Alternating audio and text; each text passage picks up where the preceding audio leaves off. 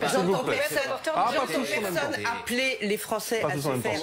J'entends personne. Là, on comprend plus rien. Là, j'entends qu'on comprenne pas, parce que Madame Lang est en train de faire exactement ce que fait le gouvernement depuis le début de l'examen de ce sujet. Non, mais laissez-moi le préciser. C'est pas parce qu'on est contre le pass vaccinal ou contre le pass sanitaire qu'on est contre la vaccination. Donc cessez cette amalgame qui est insupportable. Je ne vous ai pas entendu et j'ai pas entendu Jean-Luc Mélenchon hier qui faisait huer les vaccins. Je ne vous ai pas entendu appeler très clairement. Les fake news, je crois que vous vouliez lutter contre, mais je ne vous ai pas entendu appeler très clairement à la vaccination.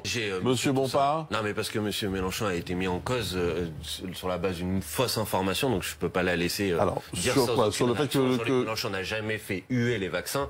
Et si vous voulez aller dans cette logique, Madame, Monsieur Mélenchon est signataire d'un courrier qu'il a adressé au président de la République pour la levée des brevets sur la vaccination. Bien. Donc si vous êtes contre la mise au point, je trouve ça un peu paradoxal de vouloir faire en sorte que l'ensemble du monde puisse en disposer.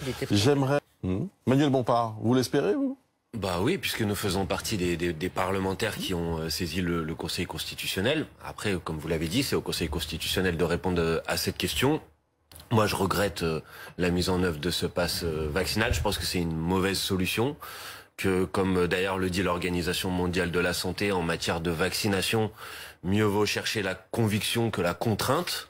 Je rappelle qu'une étude de l'INSERM qui est sortie il y a une dizaine de jours dit que sur les personnes qui ne sont pas vaccinées aujourd'hui, 40% d'entre elles ne le sont pas pour des raisons de difficulté d'accès aux soins. Alors vous pouvez prendre un gros bâton, une grosse matraque et leur taper sur la tête en leur disant vaccinez-vous, vaccinez-vous, vaccinez-vous.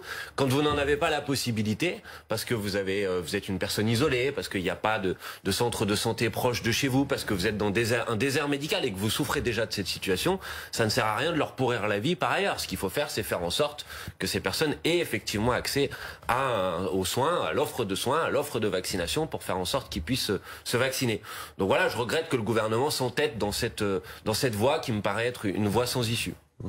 Juste avant de vous donner la parole, c'est jusqu'à quand le pass vaccinal?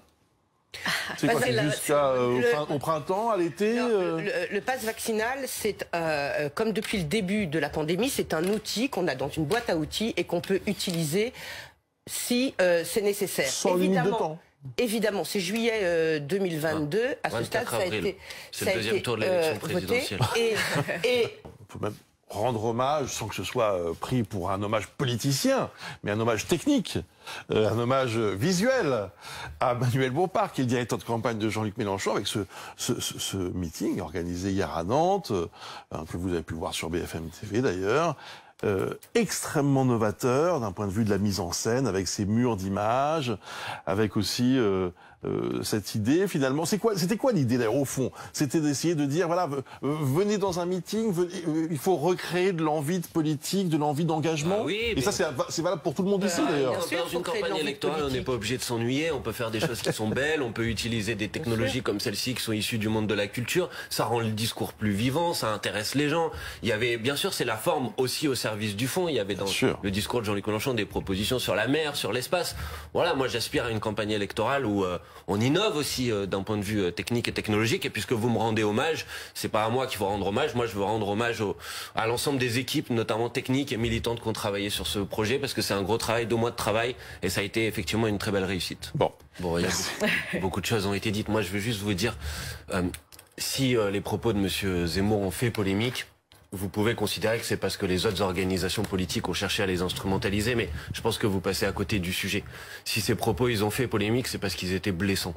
Parce que si vous pensez à des gens, des parents par exemple, qui galèrent pendant toute leur vie pour essayer de faire en sorte que leurs enfants handicapés puissent justement accéder à une scolarité comme les autres, accéder à une activité professionnelle comme les autres, et que vous renvoyez ça, comme l'a fait Monsieur Zemmour, à des fantasmes ou à des obsessions de l'inclusion, eh ben oui, c'est blessant pour ces gens-là. Et c'est pour ça que les propos de Monsieur Zemmour, ils ont suscité cette polémique. Parce qu'ils sont blessants pour une partie de la population. Et ça, vous pouvez l'entendre, vous pouvez le renvoyer à une polémique politicienne, mais honnêtement, vous passez à côté du sujet.